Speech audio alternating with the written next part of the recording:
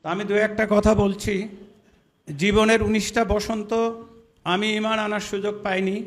সাতক্ষীরার একটি অমুসলিম পরিবারে আমার জন্ম। তো ঈমান আনার পরে, আমি মুসলমান হওয়ার পরে আমার কাছে একটা জিনিস খুব আফসোস লাগতো যে আমি যদি মদিনায় রাসূলের সময় জন্ম নিতে পারতাম তাহলে আমি অনেক সৌভাগ্যবান হতাম। তো পরে মনে হতো আল্লাহ না করুক ওই সময় জন্মলাভ করার পরে আমি যদি ঈমান আনার সুযোগ না পেতাম তাহলে তো আমি আবু জাহেল আবুল আহাবের শাগরেদ হইতাম। তো এইরকম মনে হতো। তো আমি একটি মুক্তিযোদ্ধা পরিবারের সন্তান। আমার বাবা সনদপ্রাপ্ত মুক্তিযোদ্ধা এবং আমি ছাত্রলীগের একটা বড় দায়িত্বে ছিলাম, আমার কলেজের সেক্রেটারির। ছাত্র শিবিরের ছেলেদেরকে অনেক নির্যাতন করেছি এবং বিশ্বাস করতাম যে এরা রাজাকার, মাদ্রাসায় লেখাপড়া করে কলেজে আসা যাওয়া করে কেন। তো যা হোক, ঈমান আনার পরে আমি আর ছাত্রলীগ করতে পারিনি। এটা হচ্ছে আমার জন্য দুর্ভাগ্য হোক সৌভাগ্য হোক। তো আমি আপনাদের সামনে খুব ছোট করে বলবো। আমাকে হাজারীবাগ থানার ওসি সাহেব উনি বললেন এই খারাপ সময়ে যে জামাত করেন কেন। তো আমি বললাম নামাজ পড়ি যে কারণে। তো বললো মানে? নামাজ পড়ি যে কারণে, জামাত করি একই কারণে, অন্য কোনো কারণ আসলে আমার জানা নেই। এটা আমি গভীর আস্থার সাথে এবং বিশ্বাসের সাথে বলতেছি। রাসূল আকরাম সাল্লাল্লাহু আলাইহি সাল্লাম বিদায় হজের ঐতিহাসিক ভাষণে খুবই পরিষ্কার করে বলেছেন যে হতে পারে তোমাদের সাথে আর আমার সাক্ষাৎ হবে না, দেখা হবে না, খুব শিগগিরই আমি পৃথিবী থেকে চলে যাব। তো তোমাদের জন্য দুইটা জিনিস রেখে যাচ্ছি, একটা হচ্ছে আল্লাহর কিতাব আর একটা হচ্ছে রাসূলের সুন্নাহ। যারা এটাকে আঁকড়ে ধরবে তারা কিয়ামত পর্যন্ত বিপদগামী হবে না, বিভ্রান্ত হবে না। ওই ভাষণে উনি আরও বলেছিলেন তোমরা পৌঁছে দাও, তোমাদের কাছে যা কিছু জানা আছে তা তোমরা অন্যদের কাছে পৌঁছে দাও।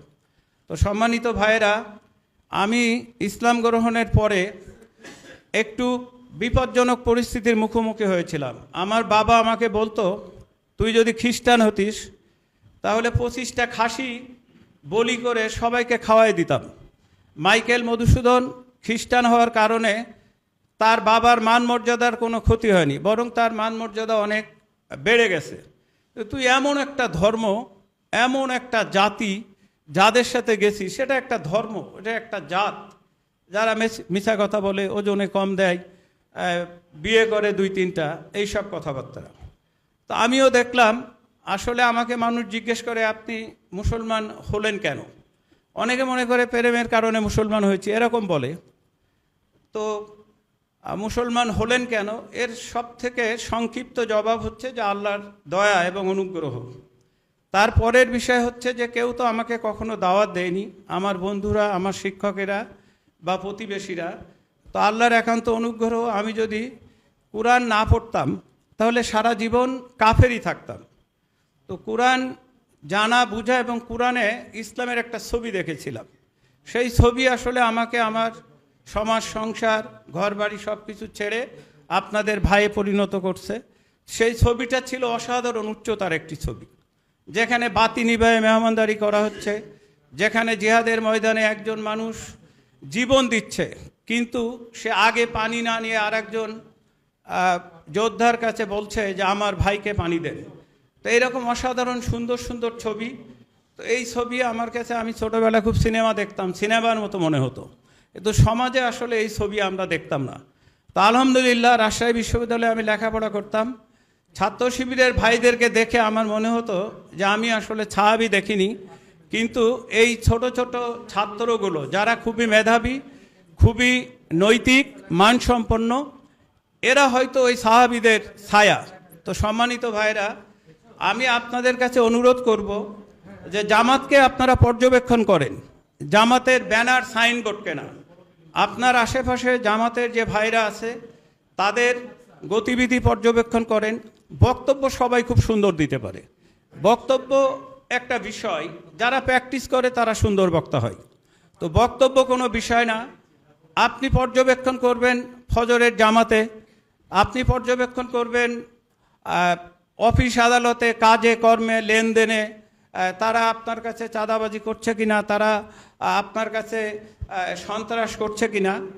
সবশেষে আমি একটা কথা বলে আমার কথা শেষ করছি, তা হচ্ছে এই যে আমাদের এই বাংলাদেশ দীর্ঘ 15 বছর ধরে আমরা সর্বস্তরের জনসাধারণ খুবই কঠিনভাবে নির্যাতিত ছিলাম। ছাত্র শিবিরের একটা ছেলে জানতো না যে আজকের রাতটা সে কোথায় ঘুমাবে। সে ঘর থেকে বের হয়ে যেত, সে হয়তো বোনের বাসায় যেত, বোন জামাই তার বোনের সাথে ঝগড়া করত, তোমার ভাইয়ের জন্য কি আমি জেল খাটবো নাকি। সে হয়তো মামার বাসায় যেত, মামি তার মামার সাথে ঝগড়া করত। তো কি অসাধারণ অপরিসীম নির্যাতন আমাদের দেলোয়ার হোসেন ছাইদি ভাই, আমাদের ডক্টর শফিকুল ইসলাম মাসুদ ভাইদের উপরে যে নির্যাতনের স্টিম রোলার চালানো হয়েছে, আমাদের অসংখ্য ভাইকে খুন করা হয়েছে, গুম করা হয়েছে, আয়নাঘরে রাখা হয়েছে। যা হোক, এই ফ্যাসিস্টকে অপসারণের জন্য সবাই চেষ্টা করেছে। সবশেষে বৈষম্যমুক্ত ছাত্র জনতার আন্দোলনের মাধ্যমে আল্লাহর মেহেরবানিতে বাংলাদেশ ফ্যাসিস্ট মুক্ত হয়েছে বলে আজকে আমরা এখানে আপনাদের সামনে উপনীত হতে পেরেছি। তো আমরা মনে করব যে আমরা টেলিভিশনের পর্দায় দেখেছি কিভাবে নির্মমভাবে একটা ছেলেকে গুলি করে মারা হচ্ছে, আমরা দেখেছি কিভাবে একটা মানুষকে ফেলে দেওয়া হচ্ছে চলন্ত গাড়ি থেকে। অসংখ্য নির্মম দৃশ্য আমরা দেখেছি, কিন্তু আমরা যেটা দেখি না সেটা হচ্ছে ওই সমস্ত মায়েদের বুক ভাঙা আর্তনাদ। আমরা দেখি না পিতাদের সেই সন্তান হারানোর হাহাকার। আমরা জানি না আর কোনো দিন ওই সমস্ত, আমরা জানি ওই ছেলেগুলা কখনো তাদের বোনেরা তাদের ভাইয়াকে আর ভাইয়া বলে ডাকবে না, কখনো তাদের পদভারে ওই তাদের খেলার মাঠগুলো সবুজ ঘাস নুয়ে পড়বে না। তো তাদের অসাধারণ ত্যাগ এবং কুরবানির বিনিময়ে যে বৈষম্যমুক্ত বাংলাদেশের স্বপ্ন তারা দেখেছিল, আমরা বাংলাদেশ জামাত ইসলামীর পক্ষ থেকে বৈষম্যমুক্ত, নিপীড়নমুক্ত, শোষণমুক্ত, জুলুমমুক্ত, বঞ্চনামুক্ত একটি সোনালী সমাজ উপহার দেওয়ার জন্য আপনাদের সামনে আমাদের এই সম্মানিত প্রার্থীদেরকে উপস্থাপন করেছি।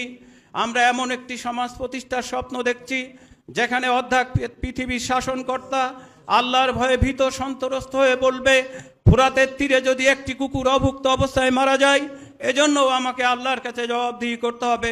সম্মানিত সুধীমণ্ডলী, আমি মনে করি ভোট চাওয়ার আমাদের কোনো গরজ থাকার কথা না। জনগণ যদি আমাদেরকে বিশ্বাসযোগ্য মনে না করে, জনগণ যদি আমাদের কাছে আমানত রাখতে পছন্দ না করে, কোনো অবস্থায় আমি কারো কাছে একটি ভোট প্রার্থনা করব না। আমি কাবা শরীফে যে কাবার দরজার গিলাফ ধরে আল্লাহর কাছে বলে এসেছি, যার মাধ্যমে এই 14 নম্বর ওয়ার্ডের জনগণের সব থেকে বেশি কল্যাণ এবং মঙ্গল সাধিত হবে, তিনি যেন 14 নম্বর ওয়ার্ডের কমিশনার নির্বাচিত হতে পারে।